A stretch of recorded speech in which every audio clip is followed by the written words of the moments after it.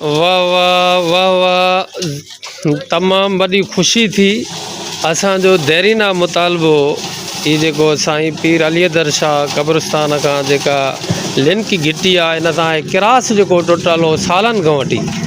मूंखे हिते मां आहे माना भिक में मुंहिंजो बि घरु आहे त मूंखे आहे बि ॿियो साल आहे। माना मां हे टियों रमज़ान शरीफ़ जा रोज़ा रखां थो। पहिरें रोज़े ते मां हिते घर में शिफ्ट थियो हुअमि ऐं हीउ टियों रमज़ान शरीफ़ आहे मूंखे हिते त हीउ किरास टुटल हो ऐं मां अचण ताईं हिन हवाले सां रिपोर्टिंग कंदो रहियो हुअमि त हीअ वॾी तकलीफ़ आहे ऐं हीउ किरास टुटल हुजण जे करे हीअ जामे मस्जिद जो मेन दर बि आहे त उन हवाले सां अल्लाह जो शुक्र आहे अल्हम्दुलिल्लाह त हाणे टाउन चेयरमैन साहिबु माना जेको आहे नोटिस वरितो आहे ऐं अॼु जेको आहे हीउ किरास ठहण जे हवाले सां इक़दामात थियनि था। हीउ लेबर पए थो आहे हेॾो हे मटीरियल बि लहे थो। अदा हे ठाहींदो केरु मिस्त्री आहे के कॾहिं केरु ईंदा मिस्त्री तव्हां मिस्त्री आहियो साईं? तव्हां ठाहींदव? लेबर कहिड़ो अथव? हे मज़दूर आहे हिकिड़ो, हे डाले वारो माल लाइ हलियो वेंदो।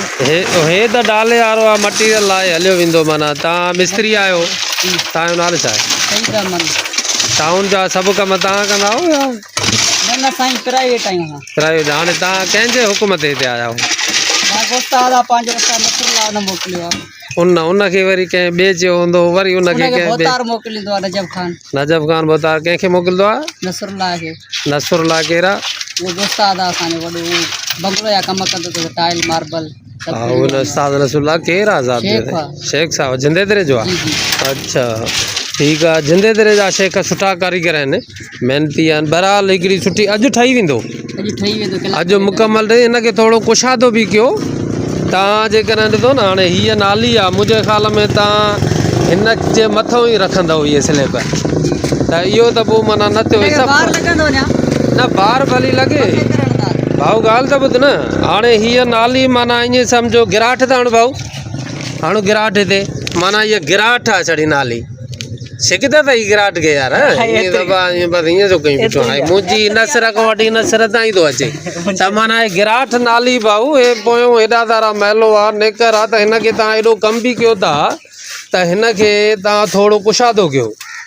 जेका नालीअ जो माना हिकिड़ो सिस्टम आहे, मथां हीअ मथी आहे, हेठि त अञा जेको आहे छा आहे उभी बि थोरी आहे त हिनखे तव्हां थोरो कुशादो करे ठाहियो। जेतिरो हे स्लैब जी माप आहे उन जे हिसाब सां त कयो न, पोइ वरी हर हर त कोन ठहंदो। रेड़ीअ वारो वञे बि थो त तुंहिंजो फोटू कयूं बीठो आहे क़ुरान खे हिनखे मथां ॿार ईंदो, 9 इंची ॿार ईंदो, मथे थींदो अञा। हा थोरो ॿार ईंदो, मथे थींदी। हिकिड़ो तुंहिंजे भाउ जो घरु, 2.5 घर त आयो पाण में त मदरसो आहे बाबा। ठीकु वरी जेकर आबादी थींदी तरक़ियाती कम थींदा रहंदा आहिनि, कॾहिं बंदि थींदा आहिनि तरक़ियाती।